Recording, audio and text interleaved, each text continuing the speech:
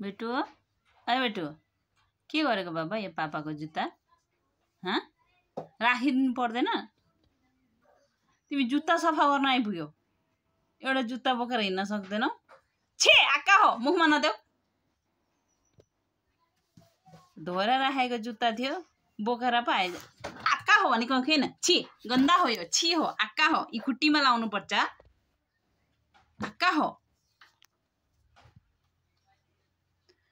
कहाँ राखेको जुत्ता थियो सबै बोकेर हिँडेछौ भन यहाँ लिएर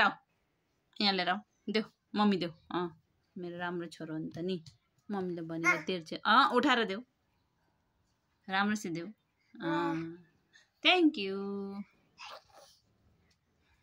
कस्तो अरे थ्याङ्क यू भनेको अरे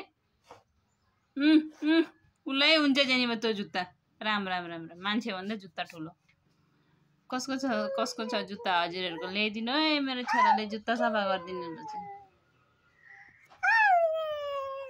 हाई भनिदेऊ हाई भनिदेऊ खै भनेको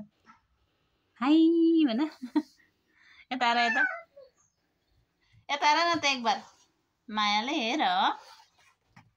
त्यो पापाको जुत्ता होइन लगाएर राखिदेऊ पापाले के भन्नुभएको थियो उत्पात नगर्नु है बेटा भन्नुभएको थियो कि थिएन अब पापाले बढी गरिदिनुहुन्छ तिमीलाई अब अहिले पापा आउनुभयो भने अनि पापाले तिमीलाई बढी भन्नुहुन्छ यता आएर त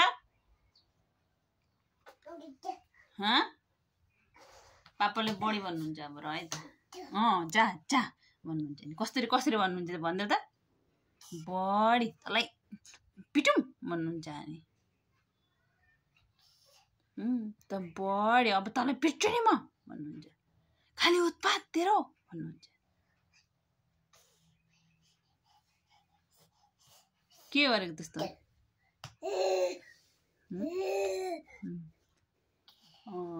बुझिरहेछ यो बेटुको बुझी हो है बुझी देख्यो भने उत्पात गर्नु सब हराउँछ बुझी हो के कस्तो गर बुझीले कस्तो गर